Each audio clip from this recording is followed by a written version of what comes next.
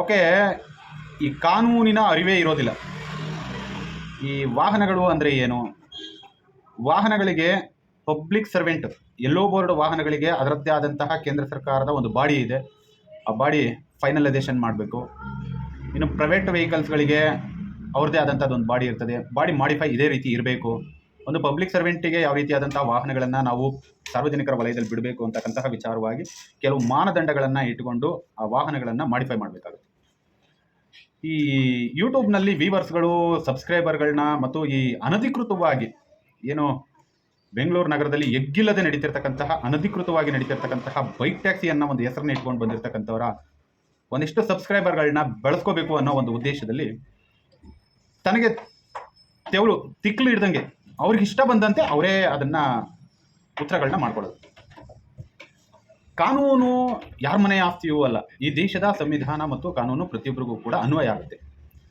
ಯಾವುದೇ ಒಂದು ವ್ಯವಸ್ಥೆಯನ್ನು ಮಾಡಿದ ಸಂದರ್ಭದಲ್ಲಿ ಕಾನೂನುಗಳು ಅತಿ ಮುಖ್ಯವಾಗ್ತದೆ. ಇವತ್ತು ಆಡಳಿತದಲ್ಲಿ ಇರ್ತಕ್ಕಂತಹ ಸರ್ಕಾರಗಳು ಮತ್ತು ಅಧಿಕಾರಿಗಳ ಭ್ರಷ್ಟಾಚಾರದಿಂದ ಇಂತಹ ಕಾನೂನುಗಳಿಗೆ ಹೊಡೆತ ಬಿದ್ದಿದೆಯೋ ವಿನಃ ಕಾನೂನೇನು ಸಂಪೂರ್ಣವಾಗಿ ನಿಷ್ಕ್ರಿಯಗೊಂಡು ಏನು ಹೊಡೆತ ಬಿದ್ದಿಲ್ಲ. ಈ ಕೆಲವು ಸಂದರ್ಭಗಳಲ್ಲಿ ಬೈಕ್ ಟ್ಯಾಕ್ಸಿ ರೈಡರ್ಸ್ಗಳನ್ನ ಹಸಿವಿನಿಂದಲೋ ಇಲ್ಲ ಚಾಲಕರುಗಳ ಆಕ್ರೋಶದಿಂದಲೋ ಅಲ್ಲಲ್ಲಿ ಹಿಡಿದು ಪ್ರಶ್ನೆ ಮಾಡುವಂತಹ ಕೆಲಸ ಕಾರ್ಯಗಳು ನಡೀತದೆ. ಇದನ್ನ ಒಂದು ಭಾಗ ಕಾನೂನಾತ್ಮಕವಾಗಿ ನೋಡೋದಾದ್ರೆ ತಪ್ಪು ಅಂತ ಹೇಳೋಣ. ಆದರೆ ಒಬ್ಬರ ಊಟವನ್ನ ಕಣ್ಣೆದುರಿಗೆ ಇನ್ನೊಬ್ರು ಕಿತ್ಕೊಂಡು ತಿಂತಿರುವಂಥ ಸಂದರ್ಭದಲ್ಲೂ ನೋಡ್ಕೊಂಡು ಸುಮ್ಮನೆ ಕೂತ್ಕೊಳ್ಳೋದಕ್ಕೆ ಕೈಗೇನು ಬಳೆನೂ ತೊಟ್ಟಿರಲ್ವಲ್ಲ, ಅವರು ಕೂಡ ಪ್ರಶ್ನೆ ಮಾಡಬೇಕಾಗುತ್ತೆ, ಪ್ರಶ್ನೆ ಮಾಡಿರ್ತಾರೆ. ಅದನ್ನೇ ಒಂದು ವಿಚಾರವನ್ನು ಇಟ್ಕೊಂಡು ಬಹುದೊಡ್ಡವಾಗಿ ಬಿಂಬಿಸ್ಕೊಂಡು ಹೋಗ್ತಕ್ಕಂತಹ ವಿಚಾರವನ್ನು ವಿಡಿಯೋ ಮುಖಾಂತರವಾಗಿ ಅವ್ರು ಹಂಗೆ ಮಾಡಿಬಿಟ್ರು, ಇವ್ರು ಹೀಗೆ ಮಾಡಿಬಿಟ್ರು ಅಂತ ಹೇಳ್ತಾನೆ. ಅವನಿಗೆ ಬರೀ ದಿನ ಬೆಳಗ್ಗಾದರೆ ಬೈಕ್ ಟ್ಯಾಕ್ಸಿದೆ ಚಿಂತೆ. ಅವನೇನು ಬೈಕ್ ಟ್ಯಾಕ್ಸಿ CEO ಇವಾಗ ಜೈಲಿಗೆ ಹೋಗ್ತಾನೆ, FIR ಆಗಿದೆ. ಇವನು ಏನಾರ ಜೊತೆಲಿ ಕರ್ಕೊಂಡು ಹೋಗ್ತಾನೆ ಅಂತ ನೋಡಬೇಕು. ನೋಡಿ, ನಿನ್ನೆ ಕೂಡ ನಾನು ಒಂದು ವಿಡಿಯೋ ಮಾಡಿ ಹಾಕಿದ್ದೆ, ಮಹಾರಾಷ್ಟ್ರದಲ್ಲಿ ಯಾವ ರೀತಿಯಾಗಿ ಕಾರ್ಯಾಚರಣೆಗಳು ನಡೀತಾ ಇದೆ ಅಂತಕ್ಕಂತಹ ವಿಚಾರವಾಗಿ. ಆ ವಿಚಾರಕ್ಕೆ ಸಂಬಂಧಪಟ್ಟಂತೆ ಕರ್ನಾಟಕದಲ್ಲಿ ಕನ್ನಡದ ಒಂದು ದಿನಪತ್ರಿಕೆಯು ಕೂಡ ಆ ವಿಚಾರವನ್ನು ವರದಿಯನ್ನು ಮಾಡಿರ್ತಕ್ಕಂಥದ್ದಕ್ಕೆ ನಾವು ಕನ್ನಡದ ಮಾಧ್ಯಮಗಳಿಗೂ ಕೂಡ ಅಭಿನಂದನೆಗಳನ್ನು ಸಲ್ಲಿಸ್ತೇವೆ. ರ್ಯಾಪಿಡೋ ಸಂಸ್ಥಾಪಕರಿಗೆ ಬಿಗ್ ಶಾಕ್. ಸರ್ಕಾರದಿಂದ ಅನುಮತಿ ಇಲ್ಲದೆ ಬೈಕ್ ಟ್ಯಾಕ್ಸಿ ಓಡಿಸಿ ಸಿಕ್ಕಿಬಿದ್ದ ಮಾಲೀಕರು ರ್ಯಾಪಿಡೋ ಬಹುದೊಡ್ಡ ಹೊಡೆತವನ್ನು ಕೊಡ್ತಾ ಇರ್ತಕ್ಕಂಥದ್ದು ಈ ಸಂಸ್ಥೆ ರ್ಯಾಪಿಡೋ ಅಂತಕ್ಕಂಥದ್ದು.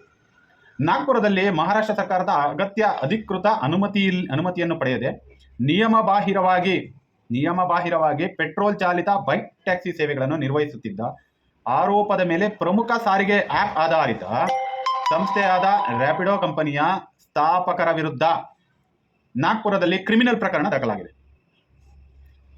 ಎಂದು ಸಾರಿಗೆ ಮತ್ತು ಪೊಲೀಸ್ ಇಲಾಖೆ ಅಧಿಕಾರಿಯೊಬ್ಬರು ಶುಕ್ರವಾರ ಮಾಧ್ಯಮಗಳಿಗೆ ತಿಳಿಸಿದ್ದಾರೆ. ಇಷ್ಟು ಸಾಲದ ಅಕ್ರಮ ಯಾವುದು ಸಕ್ರಮ ಯಾವುದು ಅಂತ ಹೇಳೋದಕ್ಕೆ?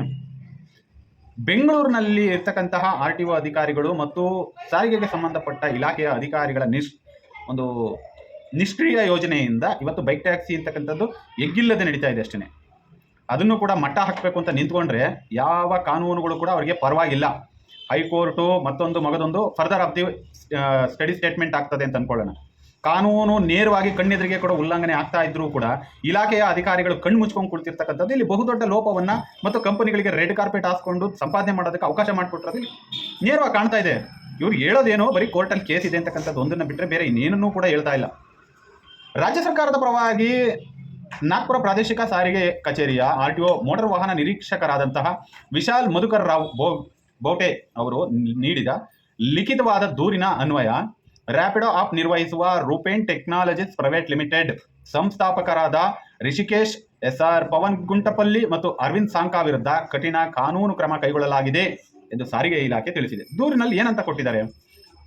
ಜೂನ್ 23ನೇ ತಾರೀಕು RTO ಅಕ್ರಮವಾಗಿ ಪ್ರಯಾಣಿಕರ ಸಾಗಣೆ ವಿರುದ್ಧ ವಿಶೇಷ ಅಭಿಯಾನವನ್ನು ಮಾಡುತ್ತೆ. ಜೂನ್ 23ನೇ ತಾರೀಕು ಈ ಸಂದರ್ಭದಲ್ಲಿ ರವಿ ಭವನದಿಂದ ಪ್ರಿಯದರ್ಶಿನಿ ಕಾಲೋನಿಗೆ 22 ರೂಪಾಯಿಗೆ ರ್ಯಾಪಿಡೋ ಆಪ್ ಮೂಲಕ ಬೈಕ್ ಸವಾರಿಯನ್ನು ಬುಕ್ ಮಾಡ್ತಾರೆ. ಅಲ್ಲಿಗೆ ಬರ್ತಕ್ಕಂಥದ್ದು ಯಾವುದು ಬೈಕು? ಮಹಾರಾಷ್ಟ್ರದಲ್ಲಿ ಕೊಟ್ಟಿರ್ತಕ್ಕಂಥದ್ದು ಎಲೆಕ್ಟ್ರಿಕ್ ವಾಹನಗಳಿಗೆ ಅನುಮತಿಯನ್ನು. ಆದರೆ ಅಲ್ಲಿಗೆ ಬರ್ತಕ್ಕಂಥ ಬೈಕ್ ಬಂದು MH31 GC 0850. ಇದು ವೈಟ್ ಬೋರ್ಡ್ನ ವಾಹನ. ಪಿಕಪ್ ಪಾಯಿಂಟ್ಗೆ ಬರುತ್ತೆ. ಅಲ್ಲಿ ಸಿದ್ಧವಾಗಿ ನಿಂತಿದ್ದಂತಹ RTO ಅಧಿಕಾರಿಗಳು ವಾಹನವನ್ನು ತಡೆದು ತಪಾಸಣೆಗೆ ಒಳಪಡಿಸ್ತಾರೆ. ಸೀದಾ ಅಲ್ಲಿಂದ ತಗೊಂಡು ಕಚೇರಿಗೆ ಬರ್ತಾರೆ, ಪರಿಶೀಲನೆ ಮಾಡ್ತಾರೆ. ವಾಹನ ಖಾಸಗಿ ನೋಂದಣಿ ಆಗಿರುತ್ತೆ. ಯಾವುದೇ ಅಧಿಕೃತ ಸಾರಿಗೆ ಇಲಾಖೆಯಿಂದ ಪರವಾನಗಿಯನ್ನು ಲೈಸೆನ್ಸನ್ನು ಪಡೆದಿರೋದಿಲ್ಲ.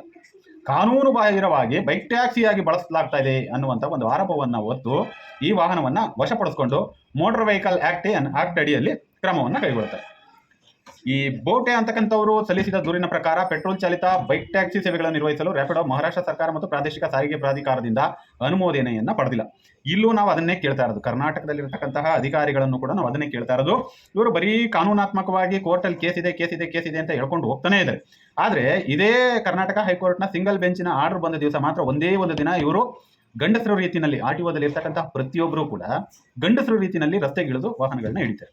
ಅದನ್ನು ಹೊರತುಪಡಿಸಿದ್ರೆ ಇವತ್ತಿನವರೆಗೂ ಕೂಡ ಈ ದೇಶಕ್ಕೆ ತೆರಿಗೆಯನ್ನು ಕಟ್ಟಿಕೊಂಡು ಈ ರಾಜ್ಯದಲ್ಲಿ ಪ್ರತಿಯೊಬ್ಬರು ಕೂಡ ಎಲ್ಲೋ ಬೋರ್ಡ್ನ ಚಾಲಕರುಗಳಿಗೆ ದೌರ್ಜನ್ಯ ದರ್ಪಗಳನ್ನ ಇಲಾಖೆಗಳು ತೋರಿಸ್ತಾ ಇದೆಯೋ ವಿನಃ ಇಂತಹ ಅನಧಿಕೃತವಾದಂತಹ ಕಂಪನಿಗಳ ಮೇಲೆ ಯಾವುದೇ ರೀತಿಯಾದ ಕ್ರಮವನ್ನು ಕೈಗೊಳ್ಳದೇ ಇದೆ. ಇಂತಹ ವಿಚಾರಗಳನ್ನು ತಿಳಿಸ್ಬೇಕಾದಂಥ ನೀವು ಕೇವಲ ತಮ್ಮ ಬೂಟಾಟಿಕೆಯ ಮಾತುಗಳ ಮುಖಾಂತರವಾಗಿ ಪ್ರಚೋದನಾಕಾರಿ, ಇದು ಮುಖ್ಯವಾಗಿ ನಿನ್ನ ಮೇಲೆ ಇರ್ತಕ್ಕಂತಹ ಆರೋಪ, ಬೈಕ್ ಟ್ಯಾಕ್ಸಿಯನ್ನು ಮಾಡ್ತಕ್ಕಂಥವ್ರಿಗೆ ಪ್ರಚೋದನೆಯನ್ನು ಕೊಡ್ತಕ್ಕಂಥದ್ದು.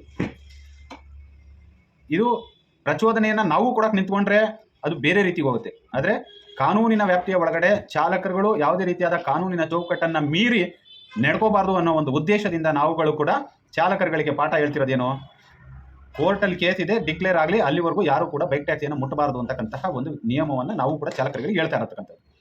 ಆದರೆ ನೀನು ಬಂದು ಅಕ್ರಮವಾಗಿ ನಡೀತಕ್ಕಂತಹ ಬೈಕ್ ಟ್ಯಾಕ್ಸಿಯನ್ನೇ ಇನ್ನೂ ಪ್ರಚೋದನಾಕಾರಿಯಾಗಿ ಹೇಳಿಕೆಗಳನ್ನ ಕೊಡ್ತೀಯಾ ಅಂದರೆ ನಾವು ಕೂಡ ಮುಂದಿನ ದಿನಗಳಲ್ಲಿ ಪ್ರಚೋದನಾಕಾರಿಯಾಗಿ ಹೇಳಿಕೆಗಳನ್ನ ಕೊಡಬೇಕಾಗುತ್ತೆ. ಇದು ಇಲ್ಲಿಗೆ ನಿಲ್ಲಬೇಕು.